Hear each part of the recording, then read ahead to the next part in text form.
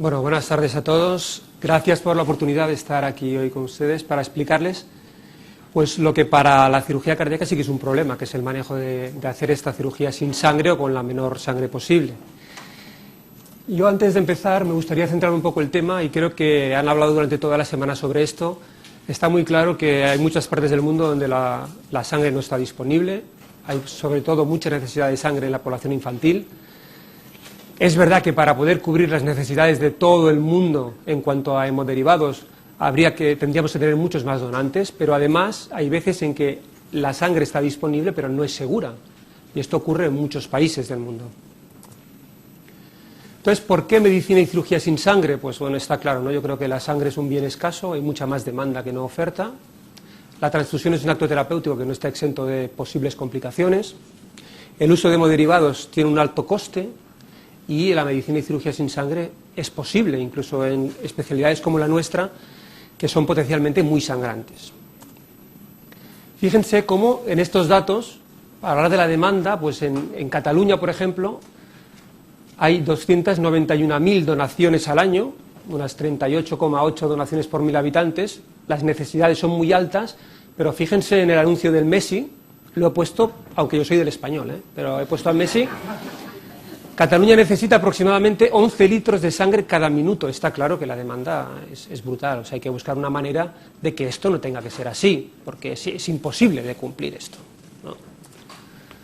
Está claro, lo saben, la transfusión tiene una serie de riesgos de posibles infecciones, aunque la sangre hoy día es muy segura, siempre hay posibilidad de infección, hay posibilidad de problemas pulmonares, hay reacciones idiosincrásicas, hay toda una serie de cosas que hacen que la terapia transfusional pues tenga que ser vista, como siempre, con precaución, ¿de acuerdo? Puede producir una inmunomodulación, puede disminuir la inmunocompetencia. Esto también es muy importante en cirugía cardíaca, porque ya las técnicas que utilizamos ya de por sí determinan una disminución de la respuesta inmune del organismo. Y es por eso que ya hace mucho tiempo, que incluso en pacientes muy críticos se demostró que los pacientes que no se transfundían en las UCIs pues iban mejor que aquellos que se transfundían, en términos de mortalidad. Y que además, en cuanto a las especialidades quirúrgicas, esto tenía un impacto en el coste que no era nada despreciable, y pueden ver aquí cómo en prácticamente todas las especialidades quirúrgicas, la cirugía cardíaca está arriba del todo, el coste pues normalmente se duplica. ¿Por qué existe este coste? Existe este coste que a veces no tenemos en cuenta porque no solo es poner el hemodderivado, que puede tener un precio determinado. Fíjense en los precios que marca el Departamento de Salud aquí en Cataluña, que eso es un precio que pudieran decir ustedes que es, bueno, que es tolerable, que es aceptable, pero el proceso de transfundir es mucho más costoso, porque en una transfusión participa mucha más gente, participa el celador que va a buscar la sangre, las pruebas cruzadas, el reactivo, la enfermera que pone esa sangre, etcétera, etcétera. Más o menos se calcula que transfundir a un paciente puede costar unos 1.000 euros, lo cual si multiplican por la cantidad de veces que lo hacemos, determina un coste enorme para la sanidad pública o privada en cualquier caso. Este es todo el proceso de la utilización de hemoderivados, donde saben ustedes que participa mucha estructura y mucho personal de especialidades diferentes. Fíjense unos datos que realmente nos hacen centrar mucho el tema. Esto es un estudio muy típico, el CRIT Study, que se publicó en JAMA en el año 2002, donde explica un poco cuál era la práctica habitual de transfusión en una gran cantidad de UCIs en un registro que se hizo. Fíjense, la anemia era muy común en el paciente crítico, cosa normal porque son pacientes de UCI que tienen mucha patología. La transfusión era muy frecuente, hasta en un 50% de casos. El número de unidades transfundidas era elevado, casi nunca se transfundía un solo concentrado. La mayoría de esas transfusiones se hacían en los primeros 2 días de ingreso del paciente. El umbral de transfusión era variable según eran centros de Estados Unidos o de Europa, pero normalmente era en una hemoglobina de 8, entre 8 y 9. La transfusión aumentó en esos pacientes la infección nosocomial, la estancia y la mortalidad, pero fíjense una cosa que llama mucho la atención, que en 2/3 de los casos la transfusión no tenía una indicación clínica ni fisiológica, sino que simplemente se había valorado el número del hematocrito. Esto ha llevado a algunos especialistas en medicina transfusional, como el doctor Moscovitz, por ejemplo, a decir esto, que es una cosa muy tremenda, ¿no? que la verdadera causa de las transfusiones no es ni la comorbilidad del paciente ni la pérdida de sangre, sino la actitud y el comportamiento del médico y del centro hospitalario. Y esto, aunque pueda ser exagerado, nos viene a decir que en todo este problema de la transfusión y las necesidades de sangre es muy importante la mentalidad, el conocimiento que se tenga del tema de la sangre y cómo se aborde ese tema. Naturalmente, podríamos decir, después de lo que hemos visto, que la política transfusional pues seguramente está equivocada, potencialmente es mala para el paciente y que es muy costosa. ¿Qué ocurre en cirugía cardíaca? Porque si este es el panorama, realmente vamos a ver qué ocurre en una especialidad donde al paciente normalmente le abrimos el espacio vascular ampliamente, con lo cual teóricamente puede haber pérdida de sangre en abundancia. Fíjense, el sangrado intra y posoperatorio es un problema muy serio. Lo normal es que por los drenajes tengamos un débito a las 24 horas entre 1/4 de litro o 1,5 litros. La reintervención por sangrado, según las series, va entre un 1 y un 7%. Entre un 20 y un 90% de pacientes reciben transfusiones. Raramente se transfunde un único concentrado, ya lo habíamos visto, y el 15 o 20% de todas las transfusiones de los hospitales de un país son por culpa de la cirugía cardíaca, que representa más o menos un 2% de toda la cirugía que se hace en un país. Es decir, realmente, en el campo de la cirugía cardíaca, el tema de la sangre puede ser un gran problema. Para ir un poco rápido en esto, porque hay múltiples estudios, podríamos decir, sin temor a equivocarnos, que hoy día hay una evidencia científica suficiente y clara de que el paciente operado del corazón va mejor si no requiere hemoderivados. Y en las últimas guidelines de las sociedades de cirujanos torácicos y de anestesistas especialistas en cirugía cardíaca, incluso de la sociedad de perfusión, queda claro que hay que intentar no transfundir a los pacientes que se operan del corazón. ¿Por qué? Pues porque se ha visto que el paciente transfundido tiene una supervivencia menor, incluso esta supervivencia a largo plazo está relacionada directamente con el número de concentrados que ponemos al paciente, porque ese paciente tiene mucha mayor morbilidad, fíjense que es morbilidad mayor, y en cuanto a fallo renal, intubación prolongada, infecciones serias, morbilidad cardíaca, bajo gasto o morbilidad neurológica, en todos los apartados el paciente transfundido tiene una mayor morbilidad que no el paciente no transfundido. Fíjense una cosa curiosa, esta la puse porque me llamó mucho la atención. Parece ser que el estar casado aumenta la supervivencia en un paciente que le operas del corazón. Eso es para centrar el tema en un asunto que a veces estamos pendientes de una serie de factores que pueden ayudar al paciente operado del corazón, cuando en realidad el tema de transfundirle o no sí que es un verdadero problema. Conclusión, fíjense, existe una evidencia total de que el paciente que se transfunde en cirugía cardíaca tiene mayor posibilidad de hacer comorbilidad importante o tener mayor mortalidad a corto, medio y largo plazo que el paciente que no se transfunde. Es por ello que incluso, fíjense, incluso hay algún estudio que dice que puede afectar la calidad de vida del paciente a largo plazo. Y los costes, de la misma manera que en el estudio anterior veíamos que los costes subían para todas las especialidades quirúrgicas, pues fíjense cómo en nuestra cirugía, cuando un paciente sangre y tengamos que reintervenirle, lo que una cirugía coronaria en Estados Unidos vale unos $20.000, pues pasa a costar casi $37.000. O sea que es un coste aumentado considerable. ¿Es posible hacer cirugía cardíaca sin sangre? Bueno, pues vamos a ver si es posible, pero desde luego parece que sí que tendríamos que intentar hacerla, porque acabamos de decir que ni es bueno transfundir a los pacientes operados de corazón, ni tenemos una disponibilidad de sangre como para poder cubrir toda la demanda. Fíjense, en el año 77, el doctor Cooley, que era muy buen cirujano, también es verdad, en Houston ya realizó miles de intervenciones, de las cuales más de 500 fueron realizadas en pacientes testigos de Jehová. Es decir, aquí había una limitación total de no pasar sangre. Esto se hizo en el año 77, con los medios que teníamos en el año 77. Es decir, parece que de entrada es posible hacer cirugía cardíaca sin tener necesidad de transfundir. Pero que sea posible no quiere decir que sea fácil. En mi opinión, no es fácil. ¿Por qué?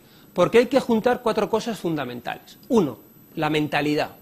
Hay que tener claro que transfundir no es bueno e intentar evitarlo. Dos, el equipo. Tiene que haber un equipo que todo el mundo tenga el mismo objetivo y que tengan claro que hay que hacer lo posible para no transfundir al enfermo. El programa, tiene que haber un programa de ahorro de sangre. Y el know-how, hay que saber hacerlo.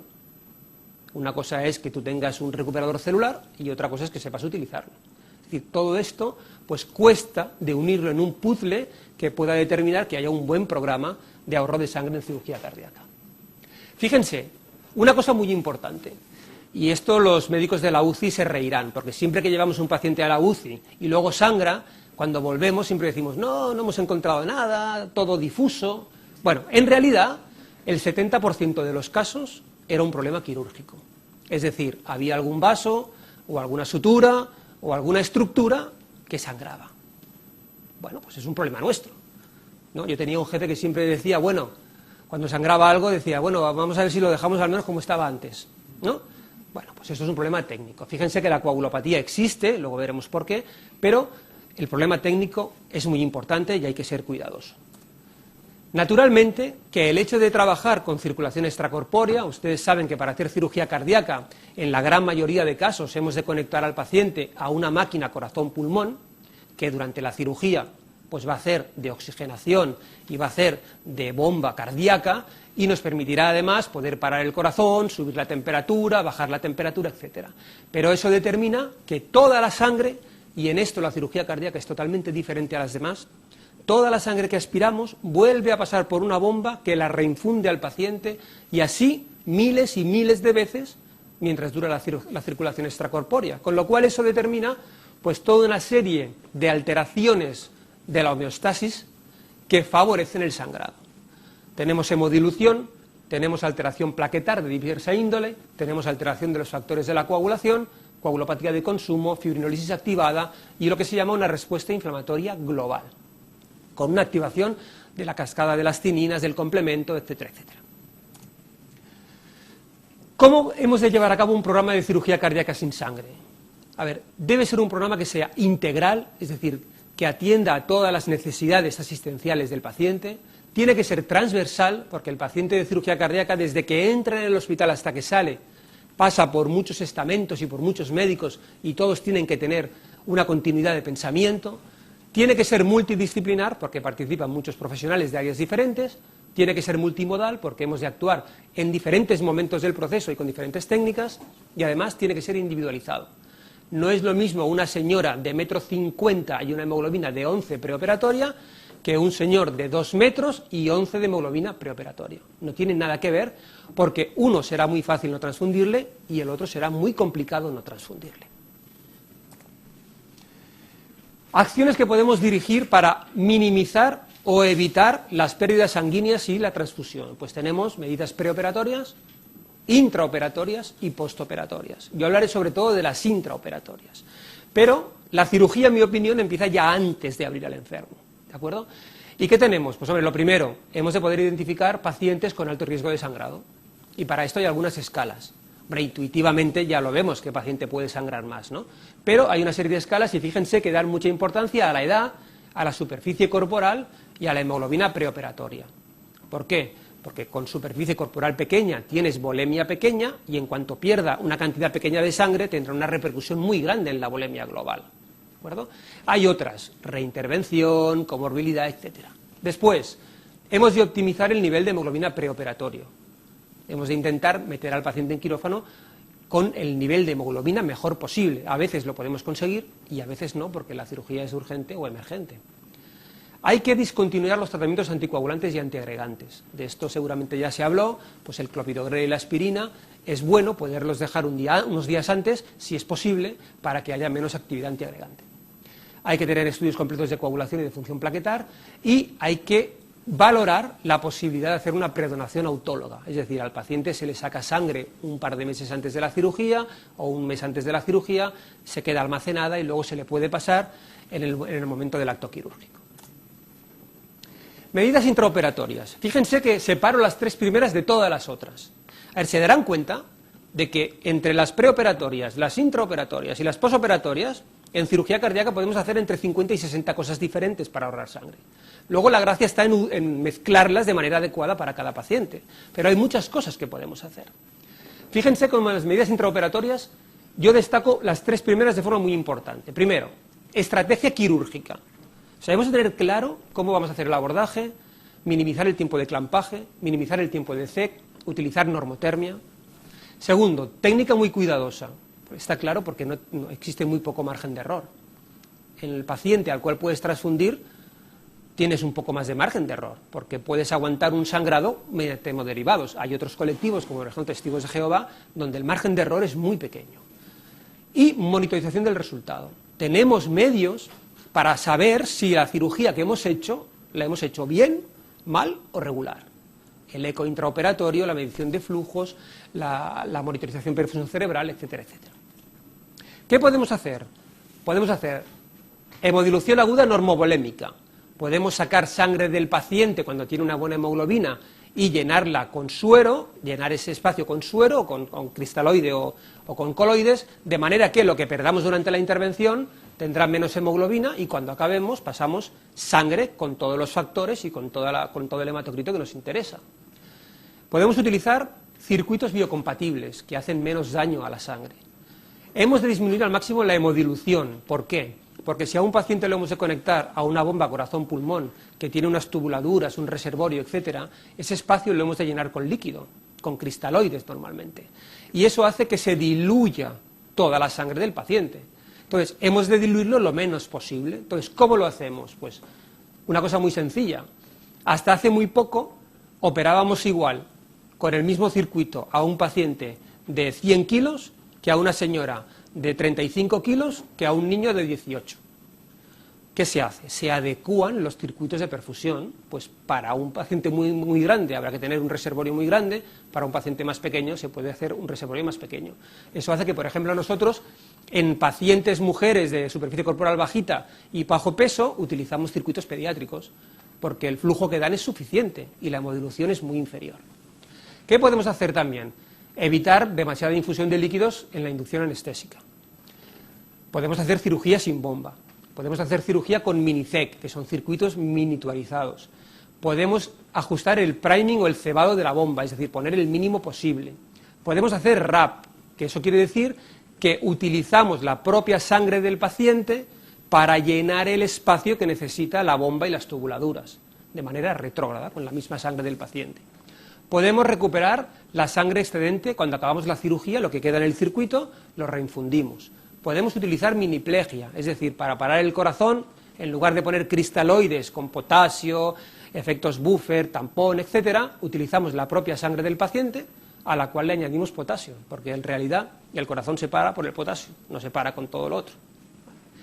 Podemos favorecer el drenaje durante la bomba, para que no tengan que aportar volumen. O sea, se pueden hacer muchas cosas. Controlar la heparina, neutralizar bien con la protamina, evitar la aspiración o la succión innecesaria, porque la succión determina rotura de elementos formes de la sangre, usar fármacos antifibrinolíticos, la protimina, el tranexámico, recuperadores celulares, y de recuperadores celulares hay de dos tipos, el Cell Saver, el más famoso, el Hemovac, que es una ultrafiltración, o hacer una ultrafiltración modificada. ¿Cómo los utilizamos? Pues depende de cada paciente. El Cell Saver es muy bueno para recuperar sangre, pero te recupera una sangre que tiene un hematocrito alto, pero que no tiene proteínas, no tiene factores de coagulación, no tiene plaquetas y no tiene presión oncótica. En nuestra cirugía nos interesa más, por ejemplo, utilizar el Hemovac, que es una ultrafiltración que determina una sangre con hematocrito alto, pero además con alta presión oncótica porque mantiene las proteínas y los factores de coagulación. Hemostáticos tópicos, que seguramente ya los han visto, porque he visto las fotos, pues hay muchísimos, ¿no? Y luego, lo que hacemos al menos nosotros es esperar en quirófano al menos una hora después del cierre. Porque si en la primera hora el paciente sangra mucho, siempre es preferible abrir el enfermo en quirófano que no ir a la UCI, correr hacia el quirófano, etcétera, etcétera. Esta es la diferencia entre el Hemovac y el Cell Saver que les comentaba. Postoperatorio, pues esto es una cosa de la gente de la UCI, que lo hacen muy bien y no hay que explicarles nada, pero la obligación del cirujano es, al menos, los tres primeros. Explicar si hay pleuras abiertas o no, si ha habido puntos de potencial sangrado o no, si la hemostasia ha sido cuidadosa o no, para que ellos lo sepan y puedan trabajar mejor. Vigilancia armada, criterios exigentes de reintervención por sangrado, porque si esperamos mucho podemos perder la oportunidad. Y un consenso en los criterios de transfusión, pues no transfundir cuando no toque, de alguna manera, ¿de acuerdo? Todo lo demás pues son cosas que ya se han comentado y que ellos conocen muy bien, micromuestras, autotransfundir lo de los drenajes, etcétera, etcétera. Simplemente para que vean que se puede hacer esta cirugía sin sangre. Estos son los resultados de los 211 pacientes que hemos operado aquí en Tecnon. Vean que el sangrado por drenajes fue bastante escaso, 400, más o menos 400 en las primeras 24 horas. Se han reintervenido por sangrado 3 pacientes, un 1,4%, de los cuales uno de ellos fue al cabo de un mes por una coagulopatía, y se han transfundido 31 pacientes, un 14,6%. Fíjense cómo en los testigos de Jehová, que también como referencia pues operamos bastantes, se han operado en estos últimos años 54 pacientes, y fíjense cómo eran pacientes de riesgo elevado. 3 disecciones tipo A, una operación de Ross con aorta, reintervenciones múltiples. La mortalidad esperada de este grupo era un 11%. La mortalidad que tuvimos fue un 1,9%. Se murió un paciente y por un problema neurológico. Ninguno se murió ni tuvo problemas por problemas de sangrado o derivados. Naturalmente no se transfundió ningún paciente, porque existe el compromiso de no hacerlo. Complicaciones hubieron muy poquitas. La hemoglobina de alta, fíjense que es de 9, es decir, se perdió muy poca sangre en todo el proceso, y la estancia hospitalaria fue similar a la del resto de pacientes. Conclusiones. El uso de hemoderivados aumenta la mortalidad del paciente de cirugía cardíaca. La cirugía cardíaca sin sangre puede realizarse de forma segura y eficaz, incluso en pacientes de alto riesgo, y es necesario concienciar a los profesionales e implementar programas de ahorro de sangre en cirugía, y sobre todo en cirugía cardíaca, donde la pérdida puede ser muy importante. Y creo que es todo. Muchas gracias.